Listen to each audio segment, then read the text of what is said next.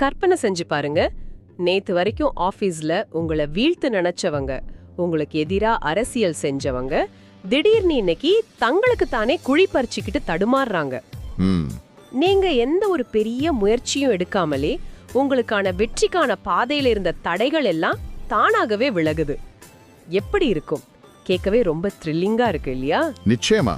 அது ஒரு ரொம்ப சந்தோஷமான சூழ்நிலையா இருக்கும். ஆமா. நீங்க கன்னிராசியாக இருந்தாலும் சரி, அல்லது உங்க நண்பர்கள் உறவினர்கள் கன்னிராசியாக இருந்தாலும் சரி, 2026ஆம் ஆண்டு ஆகஸ்ட் மாதம் அப்படிதான் அமைய போகிறது. இன்றைய நமது இந்த ஆழமான அலசல்ல கன்னிராசிக்கான இந்த ஆகஸ்ட் மாத கிரக நிலைகளை தான் நம்ம டீகோட் செய்ய போறோம். Welcome to the deep dive. ரொம்ப நன்றி.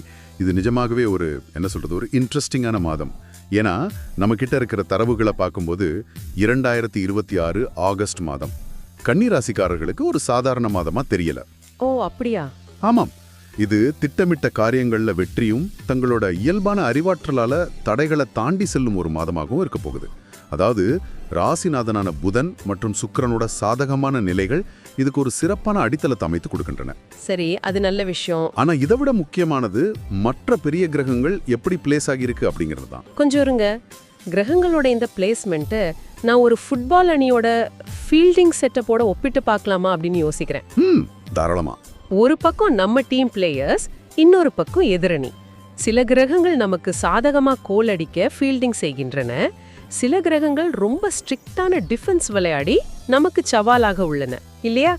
இந்த ஆகஸ்ட் மாதத்துக்கான அந்த பிளேயிங் 11 எப்படி இருக்குன்னு முதல்ல சொல்லிடுங்க. அந்த ஃபுட்பால் அனாலஜி நல்லா இருக்கு. அப்படியே வச்சுப்போம். மாதத்தோட தொடக்கத்துல பாத்தீங்கன்னா சூரியன் 11ஆம் வீட்ல, அதாவது இலாபஸ்தானத்துல இருக்காரு. ஓகே. பின்னால ஆகஸ்ட் நடுப்பகுதியில அந்த ஆவணி மாதம் பிறந்த உடனே 12ஆம் வீடான சிம்ம ராசிக்கு மாறுறாரு. செவ்வாய் 12ஆம் வீட்லயே விரைய செவ்வாயாக அமர்ந்துள்ளாரு. அப்போ அந்த 11, 12லயே கிரகங்கள் இருக்கு. ஆமா. ஆனா இதை விட முக்கியமானது ஒண்ணு இருக்கு.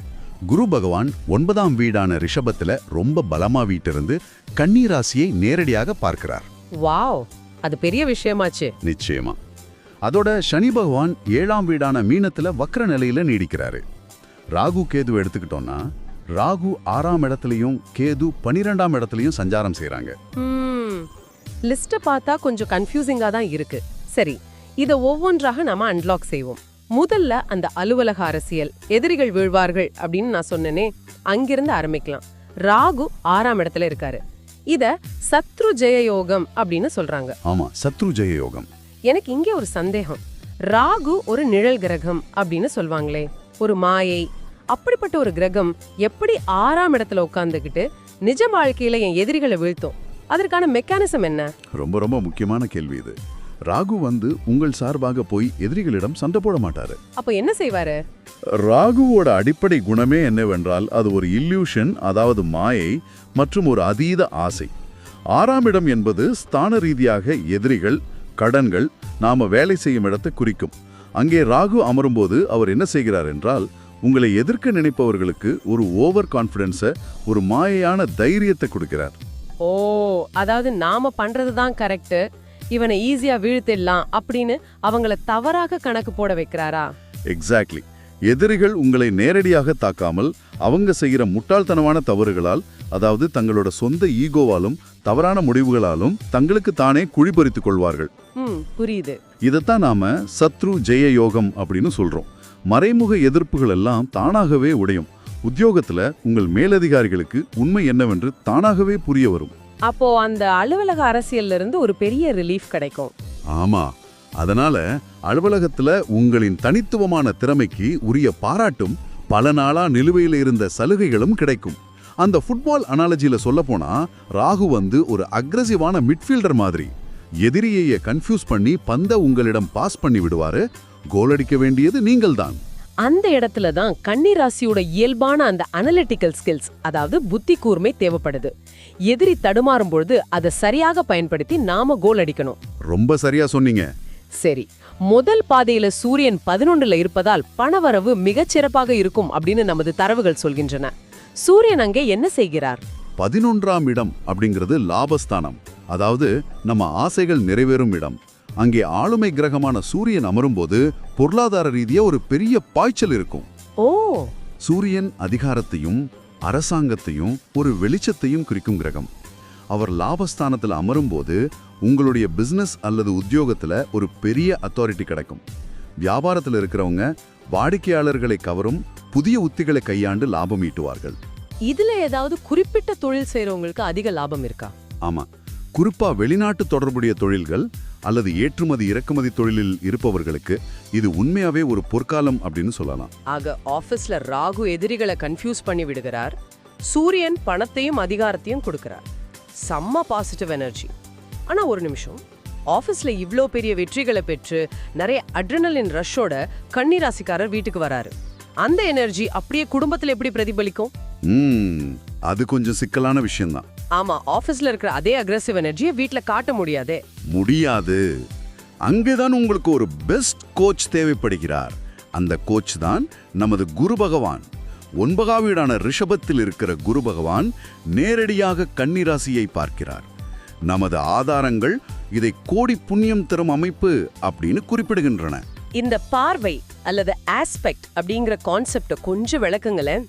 குரு எங்கேயோ 9ஆம் வீட்ல இருக்காரு. அவர் அங்கிருந்து பார்க்கறதால எப்படி என் மனநிலையோ குடும்ப சூழ்நிலையோ மாறும்? அஸ்ட்ராலஜில ஒவ்வொரு கிரகத்திற்கும் சில பார்வைகள் உண்டு. எல்லா கிரகமும் 7ஆம் இடத்தை பார்க்கும். ஆனா குருவுக்கு 5, 7, 9 ஆகிய இடங்களை பார்க்கும் ஒரு விசேஷ சக்தி உண்டு. ஓ, அதான் குரு பார்வைன்னு சொல்றாங்களா? ஆமா, இங்கே 9ஆம் இடத்துல, அதாவது பாக்கியஸ்தானத்தில் அமர்ந்திருக்கும் குரு தனது 5ஆம் பார்வையால் கன்னி ராசியை, அதாவது உங்களை நேரடியாக பார்க்கிறார். 9ஆம் இடம் என்பது தந்தை வழி உறவுகள், பாக்கியம், ஆன்மீகம் ஆகியவற்றை குறிக்கும் இடம். அங்கிருந்து குரு ராசியை பார்ப்பது பாக்கிய யோகம். அப்போ இது ஒரு பாசிட்டிவான விஷயமா? நிச்சயமா. இது ஒட்டுமொத்த குடும்பத்தோட எதிர்கால நலனையும் பாதுகாக்கக்கூடிய ஒரு மாபெரும் பாதுகாப்பு கவசம். எனக்கு இது எப்படி தோணுதுன்னா, ஒரு பெரிய இருண்ட அறையில நிறைய குழப்பங்கள் கவலைகளோட நீங்க நிக்கிறீர்கள். திடீரென்று ஒரு சக்தி வாய்ந்த ஸ்பாட்லைட் உங்கள் மீது அடிக்கப்படுகிறது. நல்ல கம்பாரிசன். அந்த வெளிச்சம் எப்படி அந்த அறையில உள்ள அத்தனை இருளையும் நொடியில விரட்டி விடுமோ, அது போலதான் இந்த குருவோட பார்வை அப்படின்னு நினைக்கிறேன். இது நிஜம்தானா? நீங்க சொல்றது 100க்கு 100 நிஜம். குருவின் பார்வை உங்களுக்கு தருவது ஒரு கிளாரிட்டி ஆஃப் தாட், அதாவது தெளிவான சிந்தனை. அலுவலகத்துல என்னதான் நீங்க வெற்றிகளை பெற்றாலும் ஒருவித மன அழுத்தம் இருக்கும் இல்லையா? ஆமா, அந்த ஸ்ட்ரெஸ் இருக்கதான் செய்யும். அந்த மனச்சோர்வை இந்த குருவின் ஸ்பாட்லைட் முற்றிலும் அகற்றிவிடும். குடும்பத்துல சுப காரியங்கள், அதாவது திருமணம், சீமந்தம் போன்றவை கைகூடும். பிள்ளைகளோட கல்வி மற்றும் அவர்களின் எதிர்காலம் பற்றிய நீண்டகால கவலைகள் நீங்கும். தந்தையின் வழியில் ஆதரவும் லாபமும் கிடைக்கும். ஓகே, இதுவரைக்கும் எல்லாமே ரொம்ப நல்லா இருக்கு. ஆபீஸ்ல ப்ரமோஷன், வீட்ல சந்தோஷம். ஆனா எனக்கு என்னமோ இவ்ளோ பெர்ஃபெக்ட்டா இருந்தா நம்பறதுக்கு கஷ்டமா இருக்கு. இதுல கேட்ச் என்ன இருக்கு? ஒரு நாணயத்திற்கு 2 பக்கங்கள் இருப்பது போல நாம சற்று கவனமாக இருக்க வேண்டிய சில பகுதிகளும் இருக்கும்ல? கண்டிப்பா இருக்கு. கிரகங்களின் அந்த டிஃபென்ஸ் லைன் பற்றி பேசாம விட்டோமே. 12ஆம் இடத்தை இப்போது நாம பார்க்க வேண்டும். செவ்வாய் 12ல இருக்காரு. ஆகஸ்ட் 17ஆம் தேதிக்கு மேல் சூரியனும் 12க்கு செல்கிறார். அதோட கேதுவும் அங்கேதான் இருக்கிறார். இந்த 12ஆம் இடம் எதை குறிக்குது? 12ஆம் இடம் என்பது விரயஸ்தானம், அதாவது செலவுகளை குறிக்கும் இடம். அங்கே இத்தனை கிரகங்கள் குவியும் போது நிச்சயமாக பயணங்களும் செலவுகளும் எக்கச்சக்கமாக அதிகரிக்கும். இருங்க கொஞ்சம் இருங்க. பணம் நல்லா வரும்னு சூரியனை பத்தி சொன்னீங்க. இப்ப அதே வேகத்துல செலவாகும்னு சொல்றீங்க. அப்ப இது ஒரு ஓட்டை உள்ள வாளியில் தண்ணீர் நிரப்புவது மாதிரி இல்லையா? எவ்வளோ தண்ணீர் வந்தாலும் ஓட்ட வழியா வெளியேறிக்கிட்டே இருந்தா நான் என்னதான் பண்றது? அந்த வாளி அனலகிய நம்ம கொஞ்சம் மாத்தி யோசிப்போம். 12ஆம் இடம் என்பது வெறும் வீண் செலவுகளை, அதாவது வாளில் உள்ள அந்த ஓட்டையை மட்டும் குறிப்பதில்லை. அஸ்ட்ராலஜில இது சுப விரயம் என்பதையும் குறிக்கும். சுப விரயம்னா அதாவது சுப நிகழ்ச்சிகளுக்காக செய்யும் செலவுகள், ஆன்மீக பயணங்கள் அல்லது வீட்டின் வசதிகளை மேம்படுத்துவதற்காக நீங்கள் செய்யும் செலவுகள். நீங்க தண்ணீர் ஊத்துற வாளியில அடியில ஒரு பைப் கனெக்ட் பண்ணி அந்த தண்ணிய உங்களோட தோட்டத்துல இருக்கிற நல்ல செடிகளுக்கு பாய்ச்சறீங்கன்னு வச்சுக்கோங்க. அது லாபம் தானே? கொஞ்சம் வெயிட் பண்ணுங்க. செலவுனா செலவு தானே. நான் பேங்க் அக்கவுண்ட்ல இருந்து காசை எடுத்து ஒரு தங்க காயின் வாங்கினாலும் சரி, அல்லது தேவையில்லாம ஒரு கேஜெட் வாங்கினாலும் சரி, காசு வெளியே போகுது. அப்போ கிரகங்கள் என்னை கட்டாயப்படுத்தி செலவு பண்ண வைக்குது. ஆனா எந்த மெனுல செலவு பண்ணணும்னு நான் தான் டிசைட் பண்ணணுமா? Exactly, that's the point. 12ஆம் வீட்ல கிரகங்கள் இருக்கும்போது பணப்புழக்கம் வெளியேறுவது உறுதி. அந்த எனர்ஜியை உங்களால தடுக்க முடியாது. அது நடக்கும். ஆமா, ஆனால் அத்தியாவசியமற்ற ஆடம்பர செலவுகளை குறைத்து கொண்டு வரக்கூடிய பணத்தை சுப செலவுகளாகவும் முதலீடுகளாகவும் மாற்றுவது உங்களின் புத்திசாலித்தனத்துல அந்த ஃப்ரீவில்ல தான் உள்ளது. நீங்களாகவே ஒரு நல்ல விஷயத்துக்கு செலவு செய்து விட்டால் கிரகங்களின் செலவு செய்ய வேண்டும் என்ற விதி அங்கே பாசிட்டிவாக முடிந்து விடுகிறது. வாவ், செலவு இன்வெஸ்ட்மெண்டா மாத்துறது ஒரு நல்ல ஸ்ட்ராட்டஜி. சரி, அடுத்து சனி பகவானை பத்தி ஒரு விஷயம் சொன்னீங்க. 7ஆம் வீடான மீனத்துல சனி வக்ர நிலையில இருக்கிறாருன்னு. கொஞ்சம் நிறுத்துங்க. இந்த வக்ர நிலை அல்லது ரெட்ரோகிரேட் அப்படின்னா நிஜ வாழ்க்கையில என்ன அர்த்தம்? ஏதோ கிரகம் பின்னோக்கி போகுதுன்னு சொல்லுவாங்களே, அதனால எனக்கு என்ன நடக்கும்? வக்ரநிலை என்பது பூமியிலிருந்து பார்க்கும்போது ஒரு கிரகம் பின்னோக்கி நகர்வது போல் தோன்றும் ஒரு நிகழ்வு. அது உண்மையிலேயே பின்னோக்கி போவதில்லை, அது ஒரு ஆப்டிக்கல் இல்யூஷன். ஓ, பார்வைக்கு அப்படி தெரியும். ஆனா ஜோதிட ரீதியாக ஒரு கிரகம் வக்ரமாகும் போது அது எந்த வீட்டில் இருக்கிறதோ அந்த வீட்டின் பலன்களை கொஞ்சம் வித்தியாசமாக தரும். 7ஆம் இடம் என்பது களத்திர ஸ்தானம், அதாவது வாழ்க்கை துணையை குறிக்கும் இடம். அங்கே சனி வக்ரமாக இருக்கும்போது கடந்த காலத்தில் முடிந்து போனது என்று நீங்கள் நினைத்த சில பிரச்சனைகள் மீண்டும் மூன்வாக் செய்து கொண்டு உங்கள் வரவேற்பறைக்கே வந்து நிற்கும். அப்போ 2022ல முடிஞ்ச ஒரு சண்டைய என் கணவரோ அல்லது மனைவியோ திடீர்னு இப்ப தூக்கிட்டு வருவாங்களா? ரொம்ப சரியா சொன்னீங்க. எதிர்பார்ப்புகளில் சில முரண்பாடுகள் வரலாம். ஒரு சிறிய வார்த்தை கூட பெரிய விவாதமாக மாற வாய்ப்புள்ளது. சனி என்பது கர்மா மற்றும் பொறுமையை குறிக்கும் கிரகம். சரி, அவர் 7ல வக்ரமாக இருக்கும்போது உங்கள் பொறுமையை சோதிப்பார். அதனால தொழில் வெற்றி, பணவரவு எல்லாம் இருந்தாலும் வாழ்க்கை துணையிடம் நான் என்ற ஈகோவை காட்டாமல் யாராவது ஒருவர் விட்டு கொடுத்து செல்வது குடும்ப அமைதியை தக்க வைக்கும். புரியுது. ஃபுட்பால் கிரவுண்ட்ல ஸ்ட்ரைக்கரா இருந்த நாம வீட்டுக்கு வந்ததும் ரொம்ப கவனமா டிஃபென்ஸ் விளையாடணும். ஆமா, நிச்சயமா. சரி, ஆரோக்கியம் சார்ந்த விஷயங்கள்ல இந்த 12ஆம் வீடு ஏதாவது தாக்கம் ஏற்படுத்துமா? ஏன்னா செவ்வாய் வேற அங்க விரைய செவ்வாயாக இருக்காருன்னு சொன்னீங்க. செவ்வாய்னாலே நெருப்பு, ஒரு அக்ரெசிவ் எனர்ஜி ஆச்சே. கரெக்ட். 12ஆம் இடம் என்பது தூக்கத்தையும் காலின் பாதங்களையும் குறிக்கும் இடமாகும். அங்கே செவ்வாய் போன்ற உஷ்ண கிரகம் மற்றும் கேது இருக்கும்போது உங்கள் மூளை சுறுசுறுப்பாக இயங்கிக் கொண்டிருப்பதால் தூக்கமின்மை வரலாம். ஓ, நைட்டு தூக்கம் வராது. ஆமா, உடல்ல ஒரு விதமான வெப்பம் அதிகரிக்கும். மேலும் கால் பாதம் சம்பந்தமான அசௌகரியங்கள் அல்லது உடல் அசதி ஏற்படலாம். வேலைப்பழுவிற்கு நடுவிலும் முறையான உணவு பழக்கமும் போதுமான ஓய்வும் உங்களுக்கு கட்டாயம் தேவை. சரி, இந்த சின்ன சின்ன சவால்களை சமாளிக்க அந்த கிரக எனர்ஜிகளை பேலன்ஸ் செய்ய ஏதாவது லாஜிக்கலான வழிகள் இருக்கிறதா? சும்மா ஏதோ ஒரு சடங்கு மாதிரி இல்லாம இதுக்கு பின்னாடி இருக்கிற மெக்கானிசம் என்னன்னு தெரிஞ்சுக்க விரும்புறேன். நிச்சயமாக.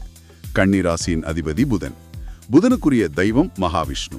அதனால் புதன்கிழமைகளில் பெருமாள் கோவிலுக்கு சென்று துளசி தீர்த்தம் அருந்துவதும் நெய் தீபம் ஏற்றுவதும் சிறந்தது. அது எப்படி வேலை செய்யும்? புதனின் காரகத்துவம் என்பது அறிவாற்றல் மற்றும் நரம்பு மண்டலம். இந்த வழிபாடு உங்கள் ராசிநாதனை பலப்படுத்தி மனத்தெளிவையும் சரியான முடிவெடுக்கும் திறனையும் அதிகரிக்கும். அதே போல விநாயகருக்கு அருகம்புல் சாற்றி வழிபடுவதும் காரிய தடைகளை நீக்கும் என்று நமது தரவுகளில் இருக்கிறது. இதுக்கு பின்னாடி என்ன லாஜிக்? விநாயகர் முழுமுதற் கடவுள், தடைகளை தகர்ப்பவர். ஆனால் அதில் உள்ள சிறப்பம்சம் அருகம்புல். நாம முன்னரே சொன்னோம் இல்லையா, 12ல செவ்வாய் இருப்பதால் உடல்ல உஷ்ணமும் தூக்கமின்னலும் வரலாம் என்று. அருகம்புல் என்பது வெப்பத்தை தணித்து அதீத குளிர்ச்சியை தரக்கூடியது. ஓ, இன்ட்ரெஸ்டிங். ஆமா, உங்களின் வேகமான சிந்தனையால் ஏற்படும் மன உஷ்ணத்தை குறைத்து அமைதியான முறையில சவால்களை கையாளும் சக்தியை இது தரும். இதுல என்னை மிகவும் ஈர்த்த இன்னொரு விஷயம் இருக்கு. பக்ஷி அல்லது பறவைகளுக்கு உணவளிப்பது, தானியங்களை தானமாக வழங்குவது. இது விரய செலவுகளை குறைத்து சுபயோகத்தை கூட்டும் என்று படித்தேன். ஒரு கைப்பிடி தானியம் எப்படி என் பேங்க் அக்கவுண்ட்ல இருக்கிற காசு காலியாகிறது தடுக்கும்? இது ரொம்ப பியூட்டிஃபுல்லான ஒரு கார்மிக் லாஜிக். 12ஆம் இடம் என்பது இழப்பு அல்லது விட்டு கொடுத்தல், அதாவது லெட்டிங் கோ என்பதை குறிக்கும். உங்களிடமிருந்து ஒன்று வெளியே போக வேண்டும், அதுதான் ரூல். அதை நீங்கள் மருத்துவ செலவாகவோ வீண் செலவாகவோ இழக்கலாம், அல்லது மற்ற உயிர்களுக்கு உணவாக தானம் செய்யலாம். வாவ்! நீங்கள் பறவைகளுக்கு தானியங்கள் அளிக்கும்போது உங்களுடைய அந்த விரய எனர்ஜியை நீங்களாகவே முன்வந்து ஒரு புண்ணிய காரியமாக மாற்றிவிடுகிறீர்கள். இது ஒரு விதமான கார்மிக் பேலன்சிங். வாவ்! அந்த 12ஆம் வீட்டின் ரூல நாமே நமக்கு சாதகமாக ஹேக் பண்றோம். அபாரமான விளக்கம். நாம் இந்த ஆழமான அலசலின் இறுதி பகுதிக்கு வந்துவிட்டோம். ஒட்டுமொத்தமாக பார்த்தால் 2026 ஆகஸ்ட் மாதம் என்பது கன்னிராசினருக்கு குரு என்ற சிறந்த கோச்சின் ஆசியாலும் முதல் பாதியில் கிடைக்கும் சூரியனின் லாப யோகத்தாலும் ராகுவின் சத்ருஜய யோகத்தாலும் எதிரிகளை வீழ்த்தி மிகப்பெரிய வெற்றி காணும் ஒரு அருமையான மாதமாக அமையப் போகிறது. ஆமாம், தடைகள் வரும், செலவுகள் வரும், சனி பகவானால் உறவுகளில் சிறு சிறு சலசலப்புகள் வரும். ஆனால் அவை எவற்றாலும் உங்களை முழுமையாக வீழ்த்த முடியாது. காரணம், குருவின் பார்வை உங்களுக்கு அந்த தெளிவை தருகிறது. எல்லாவற்றிற்கும் மேலாக கன்னிராசிக்கே உரிய அந்த அனலிட்டிக்கல் ஸ்கில்ஸ் இந்த மாதம் உங்களுக்கு பெரும் துணையாக நிற்கப் போகிறது. நிச்சயமாக இந்த தகவல்கள் நேராகிய உங்களுக்கு அல்லது உங்களுக்கு தெரிந்த கன்னிராசிக்காரர்களுக்கு மிகவும் பயனுள்ளதாக இருக்கும் என்று நம்புகிறேன். வாழ்க்கையில் அடுத்து என்ன நடக்கப் போகிறது, கிரகங்கள் எந்தெந்த பொசிஷன்ல இருக்குன்னு தெரிந்து கொள்வது எப்போதுமே நமக்கான ஸ்ட்ராட்டஜியை உருவாக்க ஒரு பெரிய ஹெல்ப்பா இருக்கும் தானே. கண்டிப்பா. நிகழ்ச்சியை முடிக்கும் முன் உங்கள் சிந்தனைக்கு ஒரு கேள்வியை விட்டுச் செல்கிறேன். ஜோதிடமும் கிரகங்களும் நமக்கு வரவிருக்கும் காலநிலையை தெரிவிக்கும் ஒரு வெதர் ஃபோர்காஸ்ட் போன்றதுதான். வானிலை அறிக்கை இன்று மழை வரும் என்று சொல்லிவிடும். ஆனால் அந்த மழை வரும்போது நனையாமல் குடைபிடித்துக் கொள்வது நமது சொந்த அறிவாற்றலிலும் நமது முயற்சியிலும் தான் உள்ளது, இல்லையா? ரொம்ப அருமையான கருத்து. இந்த 2026 ஆகஸ்ட் மாதத்தில் கிரகங்கள் உங்களுக்கு காட்டும் இந்த வெற்றி பாதையில் குடும்பம் மற்றும் செலவுகள் என்ற மழை வரும்போது உங்கள் புத்தி கூர்மை எனும் குடையை நீங்கள் எப்படி பயன்படுத்தப் போகிறீர்கள் என்று சிந்தித்து பாருங்கள். இன்னொரு ஆழமான அலசலில் மீண்டும் சந்திப்போம்.